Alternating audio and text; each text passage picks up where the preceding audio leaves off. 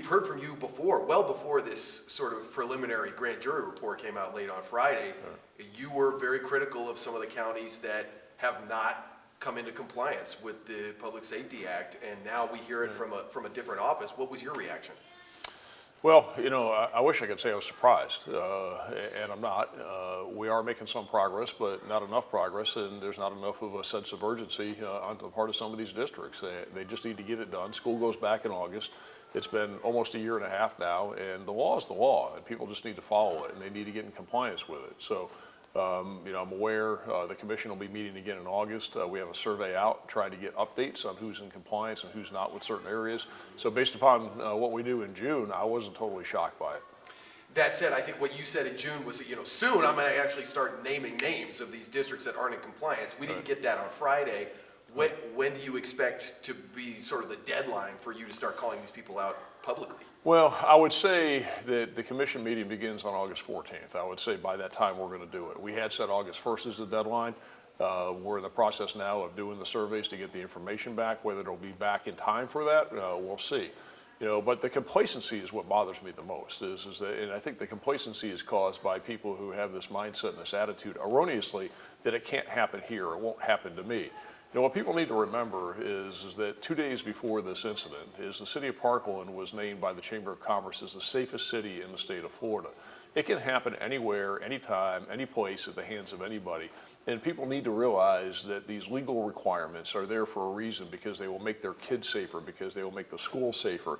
And they need to do it. They need to get it done. I don't want to have to call anybody out. What I want is compliance. This isn't about trying to embarrass somebody or to put somebody in a bad light. We want to put nobody in a bad light. We want to put everybody in a good light, but we also insist that they comply with the best practices to ensure the schools are as safe as they can be.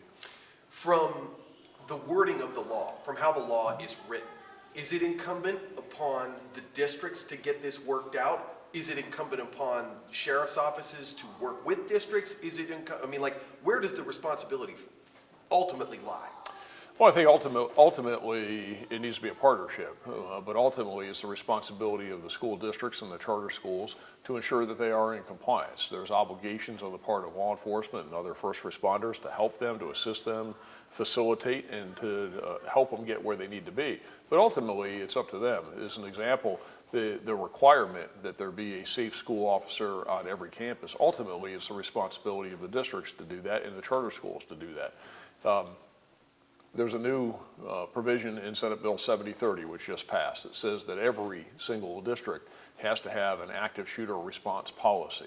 Well, that should be common sense, but we've had districts that don't have that. So now they have to do it, and they have to submit it to the Department of Education. Behavioral threat assessment teams, another important aspect of it. We have some schools that don't have that. So, you know, this was put into effect on March 9th of 2018. We're not talking about days, weeks, or a few months. We're talking about a year and a half later. So it is not acceptable that 500 plus days from the shooting that we have schools across the state that simply are ignoring the law.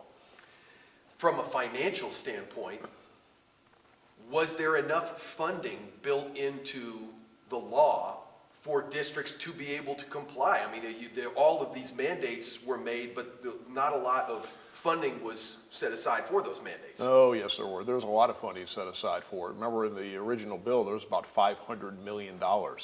And so there was plenty of funding. But here's I guess, the rub for the districts, or for some people that are not in compliance.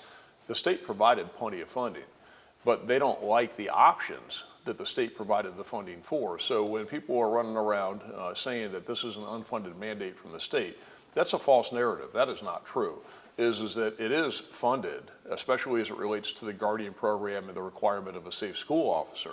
They just don't like the options that the state funded, so they call it an unfunded mandate, because what they want, they didn't provide money for. So what the state said is that here's the dollars. In fact, they funded $67 million for the Guardian program.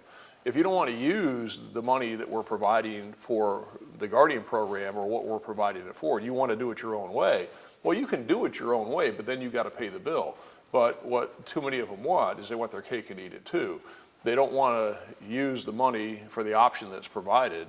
They want to use their own option, and they want somebody else to pick up the tab. Well, it doesn't work that way.